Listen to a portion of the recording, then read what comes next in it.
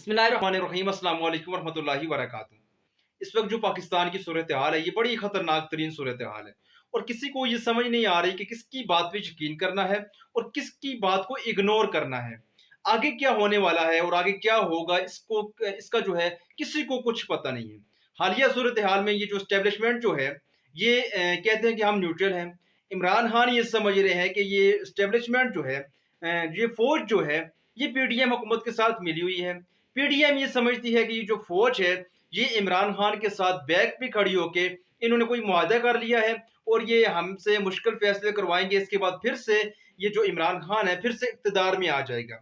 और अवाम जो है, जो कि सबसे ज़्यादा ख़तरनाक तरीन बात यह है कि पाकिस्तान की अवाम, वो लोग जो पाकिस्तान की फ़ौज है इसको डिफेंड करते थे, वो लोग जो पाकिस्तान की फोर्सेस का दिफा करते, वो लोग जो फिफ्थ जनरेशन वार में हमेशा से इंडिया को जो है वो उनकी आगे जो है हमेशा से खड़े रहे हैं, दुश्मन के हर एजेंडे को, दुश्मन की हर साजिश को नाकाम किया है। आज वो सारे लोग जो हैं, चाहे वो जितने भी हैं, चाहे वो आम लोग हैं, चाहे वो किसी इदारे से हैं, चाहे वो मीडिया के लोग हैं, चाहे कोई एंकर पर्सन है, चाहे वो कोई साफ़ी है, जो भी है, जो मुहिब वतन पाकिस्तानी है, वो इस वक्त फौज के खिलाफ हो चुका है, जो कि बहुत ही खतरनाक तरीन बात है। अब ऐसी सूरत में देखें, कल जो शहबाज शरीफ जब कौमी असम्बली में खड़े होकर इज़हार ख्याल कर रहे थे, उन्होंने कुछ बातें कही हैं जो कि उन्होंने इमरान खान का नाम लेकर कही हैं। और इमरान खान का नाम लेके वो ये कह रही थी कि ये जो इलेक्शन है ये अपनी मुद्दत पूरी करेगा, वो ये सुना रही थी फौज। फिर उसके बाद शाहिद हक़ान अब्बासी का बयान सामने आया कि ये जो इलेक्शन है ये अपने टाइम पे होगा, हुक्मरान जमात जो है, ये जो हुकूमत जो है पीडीएम की, ये अपनी मुद्दत पूरी करेगी। यानी कि ये जो इलेक्शन है ये होगा जी 23 अगस्त 2023 में। ये किसको सुना रहे थे?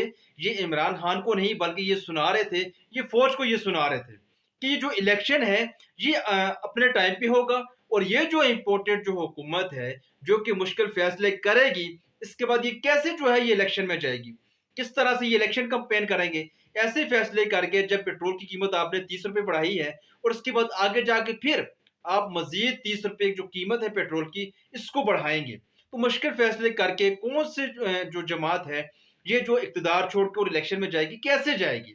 तो इन्होंने सुनाया है फौज को कि आप जो है बैक पे रह के इमरान खान के साथ कोई डील नहीं करेंगे।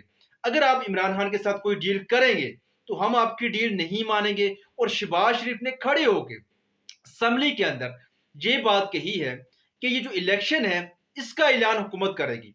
हुकूमत इसका ऐलान तब करेगी जब हुकूमत जो है, इनकी जो इत्तेहादी जमातें हैं, मुकम्मल 16 जमातें जो पीडीएम के अंदर मौजूद हैं, ये सब आपस में मशवरा करेंगे।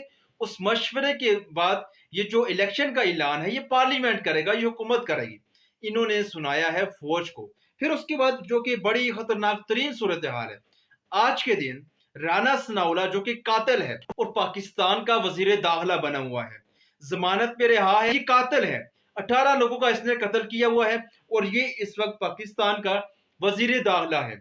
ये इमरान खान के लिए क्या जाल बना रहा है, किस तरह से ये इमरान खान को पाकिस्तान की जो फोर्सेस, पाक फौज जो है, उसके सामने ला के खड़ा करना चाहते हैं। उसके बाद इमरान खान को एंटी स्टेट बना के गिरफ्तार करने का पूरा प्लान था इनका। अभी ये जो 2 दिन पहले ये जो इमरान खान ने एक लॉन्ग मार्च किया था इस्लामाबाद के अंदर, इसमें इन्होंने ये प्लान बनाया था, पहले तो इमरान खान को रोकेंगे। इन्होंने पाकिस्तान के हर शहर में, चाहे वो छोटा है या वो बड़ा है, इन्होंने जो है वो पुलिस को वहां पे भेजा, उन शहरों को बंद करवाया। वहां पे ये जो है पूरी ताकत, जो रियासती पूरी ताकत है, वहां पे इन्होंने इस्तेमाल की। फिर बाद में ये बयान भी दे रहे हैं कि इमरान खान के साथ लोग नहीं निकले। हर तरह से इन्होंने लोगों को काबू करने की बहुत बड़ी कोशिश की है, लेकिन इसके बावजूद तकरीबन 5 लाख जो लोग हैं ये इस्लामाबाद पहुंचे हैं। इसके अलावा लोग बड़े पाकिस्तान के जितने भी शहर हैं, हर शहर के अंदर पाकिस्तान के जो लोग हैं ये जमा हुए हैं इम्पोर्टेड हुकूमत के खिलाफ। लेकिन उस वक्त इन्होंने क्या किया हुआ था, पहले इनका प्लान ये था कि हम जो है इमरान खान को रोकेंगे, हम इमरान खान को इस तरह से फेल करेंगे कि उसको इस्लामाबाद नहीं पहुंचने देंगे। लेकिन जैसे ही इमरान खान जो है ये पीके के अंदर से निकले, इनके जो यूथ जो है, ये पाकिस्तान के जो लोग हैं, जो यूथ हैं, जो पाकिस्तान तरीके इंसाफ को सपोर्ट करते हैं, ये जो इनका वोटर है, पूरी कौम जो है वो इमरान खान के साथ निकली। इन्होंने सारे रोड खोले।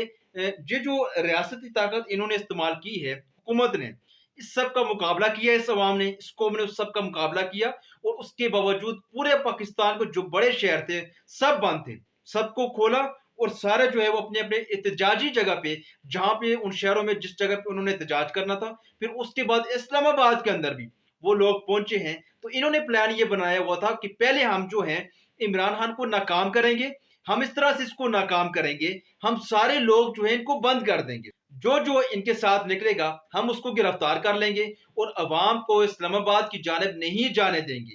पूरी रियासती ताकत जो है इन्होंने इस्तेमाल की है, और अगर इमरान खान वहां तक जाने में कामयाब हो जाते हैं, उसके बाद नेक्स्ट स्टेप क्या करना है, अपना चोरी का पैसा बचाने के लिए इन्होंने क्या किया है कि फौज को तलब किया है और खुद बैक पे हो चुके हैं। इनका प्लान ये था कि इमरान खान जब इस्लामाबाद के अंदर आएंगे, जब इस्लामाबाद पहुंचेंगे डी चौक के अंदर, तो इमरान खान जो है इनको फौज के मुखालिफ ला के खड़ा कर देंगे, ताकि इमरान खान को एंटी स्टेट बनाया जाए। एंटी स्टेट बना के इनकी जो जमात है इसके ऊपर पाबंदी लगाई जाए, इमरान खान के ऊपर पाबंदी लगाई जाए, पाकिस्तान के अंदर खाना जंगी शुरू हो जाए, मामलात इतने खराब हो जाएं कि मार्शल लॉ लग जाए। मैंने आपको पिछले कई दिनों से ये बात मैं आपको कह रहा हूं, जो कि मेरे ट्विटर पे फॉलोअर हैं, जो मेरी बात सुनते हैं समझते हैं, उनसे मैं ये बात बार बार ये बात मैं उनसे कह रहा हूं कि अब भी ये जो हाल, जो ये राना सनाउल्लाह जो पाकिस्तान की जो सूरत हाल जिस जानब ये लेके जा रहे हैं, ये चाहते हैं कि पाकिस्तान के अंदर मार्शल लॉ लगे। देखिए इसका फायदा क्या होगा, इसका फायदा ये होगा कि इन्हें NRO 2 मिल जाएगा। NRO 2 इन्हें जब मिलेगा उसके बाद ये कैसे हीरो बनेंगे, ये इस्टेब्लिशमेंट के खिलाफ फिर से वापस सामने आएंगे, अपनी जो सियासत है इसको जिंदा रखने के लिए ये पाक फौज के खिलाफ सामने आएंगे। ये कहेंगे कि ये जो आर्मी जो है इन्होंने पाकिस्तान को खराब किया है, इन्होंने पाकिस्तान को तबाह किया है, ये इमरान खान को लेके आए हैं। हालांकि जो बयानिया इनका सिलेक्टेड वाला था वो रिजेक्ट हो चुका है, वो दफन हो चुका है। वोट को इज्जत दो का बयानिया ये जब इम्पोर्टेड हुकूमत आई है उसके बाद ये बयानिया जो है ये दफन हो चुका है। लेकिन जब मार्शल लॉ लग जाता है तो इनकी जो मरी हुई जो इनकी सियासत है वो जिंदा हो जाती है। इसलिए इन्होंने पूरी कोशिश ये की है कि मार्शल लॉ का माहौल बनाया जाए, मार्शल लॉ लगे। जब मार्शल लॉ लगेगा तो सब कुछ फौज के ऊपर डालेंगे और इमरान खान के ऊपर डालेंगे, और हम सब जो है ये भाग जाएंगे। ये इनका प्लान था। लेकिन इमरान खान जो है ये आखिरी वक्त के ऊपर सारी गेम समझ चुके थे। वो जब डी चौक के ऊपर पहुंचे थे तो उन्होंने सारा जो प्लान है, अपना पूरा प्लान उन्होंने जो है वो बदल दिया। उसके बाद आज उन्होंने जो है वो सुप्रीम कोर्ट को खत लिखा है। खत में उन्होंने कुछ सवालात उठाए हैं।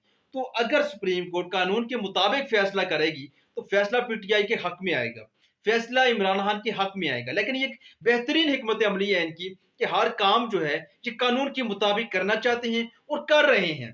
देखिए ये जो लोग हैं, जो भी हैं, जो भी इम्पोर्टेड हुकूमत को लेके आए हैं, इनका पूरा प्लान है कि किसी भी तरह से इमरान खान को नाअहल किया जाए।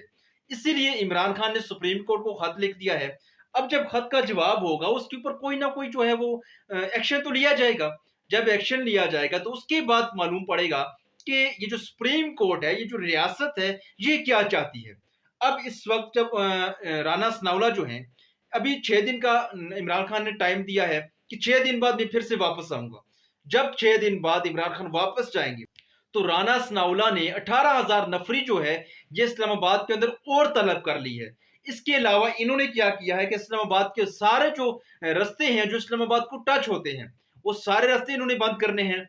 उन सारे रास्तों पे इन्होंने इतनी पुलिस की नफरी भेजनी है कि जिस तरह से ये जो हमारा जम्मू कश्मीर जो है वहां पे हिंदुस्तान ने अपनी फोर्स भेजी हुई है, इसी तरह से राना सनाउल्लाह जो है इस्लामाबाद के अंदर इतनी नफरी पुलिस की भेजेंगे कि जिस तरह से मतलब ये दिखाएंगे कि इमरान खान जो है ये एक दहशतगर्द है, PTI जो जमात है ये एक दहशतगर्द जमात है। मतलब कि एक बड़ा ही खतरनाक तरीन मनसूबा कि हमारी जो फौज है इसको इमरान खान के खिलाफ किया जाए, इन दोनों को एक दूसरे के सामने ला के खड़ा किया जाए, या फिर ऐसा माहौल बनाया जाए कि मार्शल लॉ लग जाए।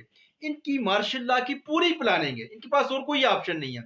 मैं आपको बार बार ये बात बता चुका हूं कि इनके पास कोई ऑप्शन नहीं है।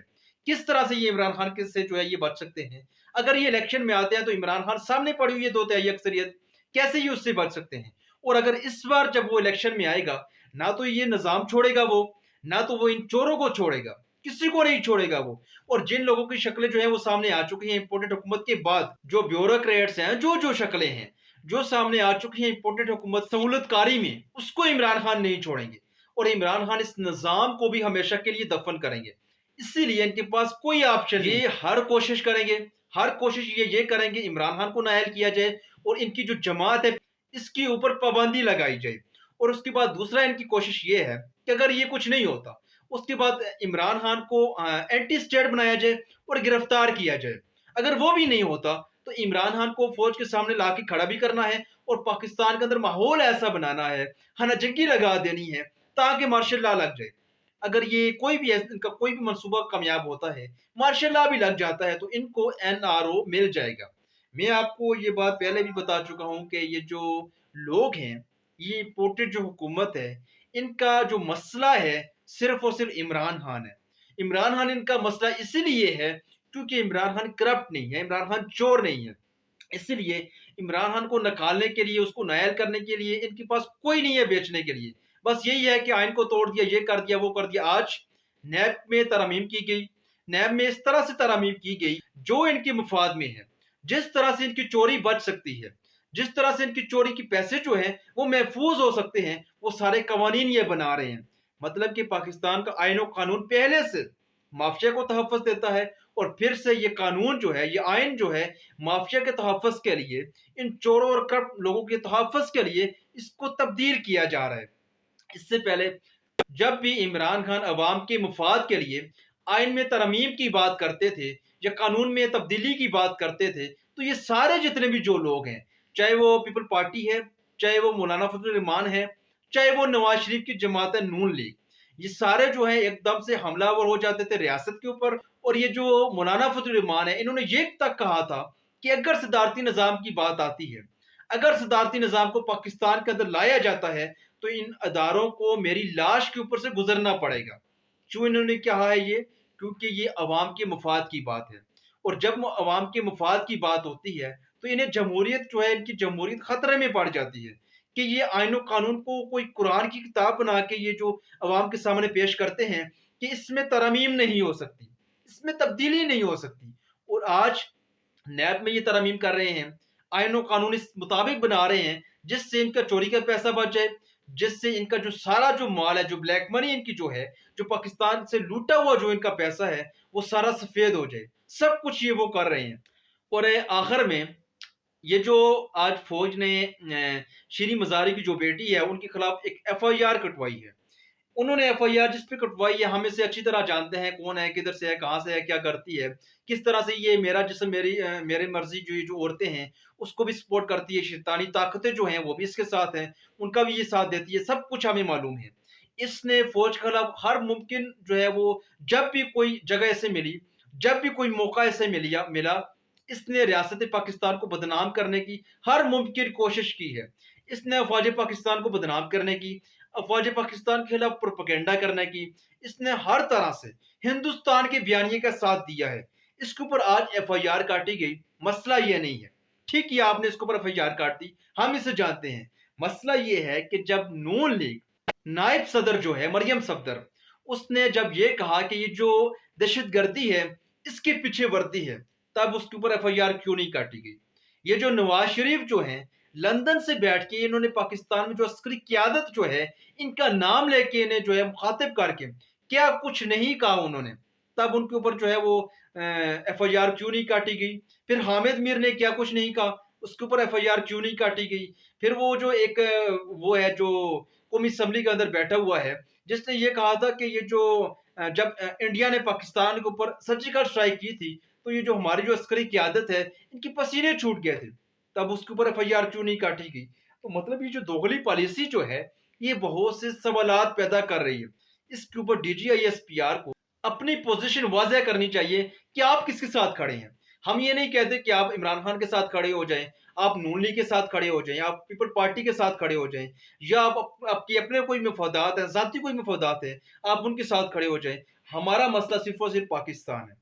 आप पाकिस्तान का अदारा हैं, आप पाकिस्तान का, आपने पाकिस्तान की सलामती का हलफ उठाया है, आपने पाकिस्तान की बका का हलफ उठाया है।